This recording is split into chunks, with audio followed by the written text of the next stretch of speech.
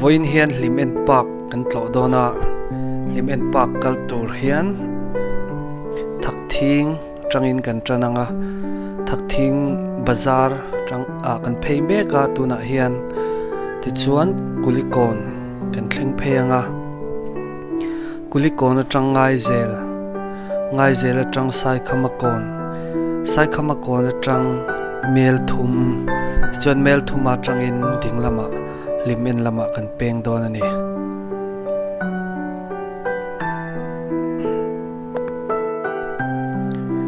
tuna hian kulikona kan ommeka ti chuan St Paul School lamte model veng pen na lama peng lawin ngai zel lama tiang kan tlan phei zela ngai zel kham te hi hei ro pui riap khop mai hemi noya hian kong pui thian an tlang phe ni a kham kara kong pui kan sial ani tak mewa he alo om zong han chut pon alo oma ro pui le mak dang dai ang han chut po in ro pui ang reng khop mai hoi sen thlak veo ni he kham kara kong pui atien kan kong pui ber kan lu ka ber chim lama tang chon ani le ngala tuna hian sai khamakon kan lut phei dona ai zolte sai khamakon mel thum ti te an zom phei de uvek mei to a tun ma chon kho ran te ani mela mor chu tuna hi chonin hei ko pui thang zela ein zom phei vek maya in le lo min nei phei vek to me ni ram ruak om to mel lo khop mai hei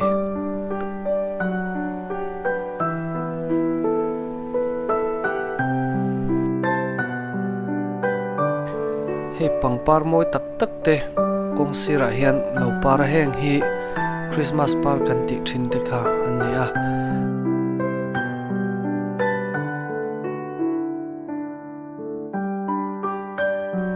ole tuna hian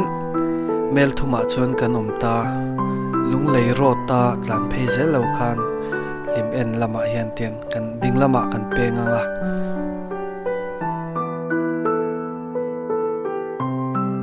elai mun hi kwari Hlimen kwari man kuma chimvak nun na tam tak chan na mun kha ania tuna hian kan hnoya te hian ruang ru ro te po ala om lawang ti soi thei lawa ti hian kong pui nuam tak men lo siama tuna hian veilama City Forest LALSAVUNGA Park ti lama chong kan lut chho don ani hetlo tun tam khop maya hei hi avoi khat le na han fan zo te po hi har riau mai helai mun hi zaw ang renga park he tin he kong he lian lut tuk lawa kan tlan chho zelanga veilama bok kan peng lenga lai koya hian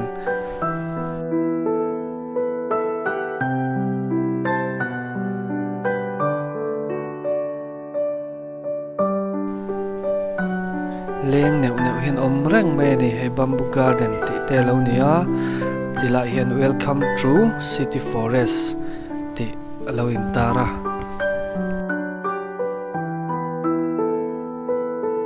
amuna theng thunum em me helai mun hi mi tam takin len kho thong nan le han in refresh nan helai mun hin mang trina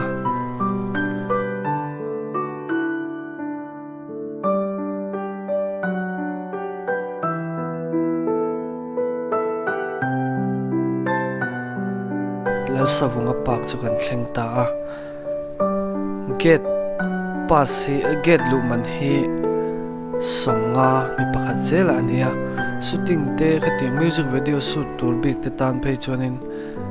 tlemin na tole deuh ani ome omna mun hi la lo boka he nula tlangwal thian za ho han leng neu te tiang kha an om deuh rangani tin tunaya sarkarin na chaibol na sa ema helai mun hi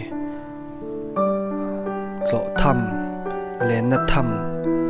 le han hoi kho thon na tham tlingin ten sarkarin ma la chawa alom khop meya aizol khopui tot le hoi na lo kara reng tan phei chuanin helai mun hi aizol pi lok aizol khodai mai ani a han len vel te hi no me ma he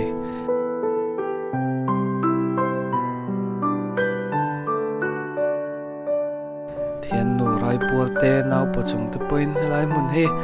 in lak thoven nan pan chok chok ani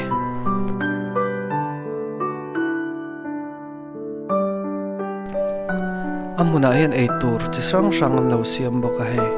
coffee te nesty te teng khanin rice te le chau thil chi sang sang leitur amuna hian dor om ngal bok ani soi tong khan thing lian tak tak thing upa tak tak a oma hei hian a ti hlu hle a tin chu mai baka pi pu te khanin han chol ha dam na mun tur te mun tha tak tak khan lo siama kan soi angin a zau em a thui em a helai mun hi voi khat le na han fang zo vek tur chuanin chau thlak ve viau mai the ni hei an len kho thong mi engama zat tu na hianin an ho meka a mun hi no me ma chen ho hanin ti hlim nan te an len ho nan te du thu sa ma ni aizol khodai loka tiang huna hi awan nei thlak khop mai music video tam tak helai huna hianin an lo shoot to a tin post wedding ti te in nei thalak te post wedding te ting han an lo shoot na sa to em a helai huna chang hianin thalak moi tak tak min an lo nei to thin ani mi puin an ngai lu em a ai hun ola pia nga chen chun kala Hlimen park hi kal to ti thei lawa kal non le ze la chak oma an en qualify tra em a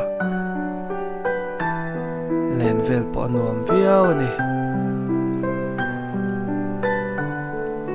khotli ra nuam em a helama hian an hoi thlai la so tlang dung moi tak tak te lo langa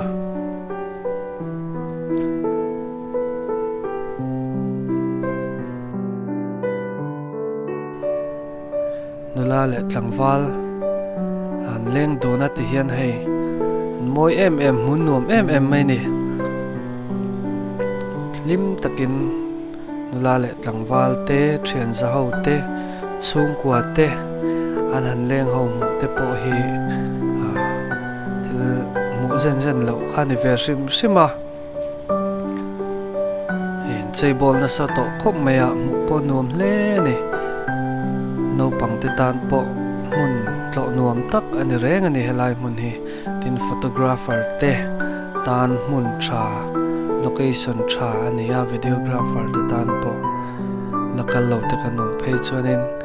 kalve nge chi ni hei nuam khop mai helai mun hi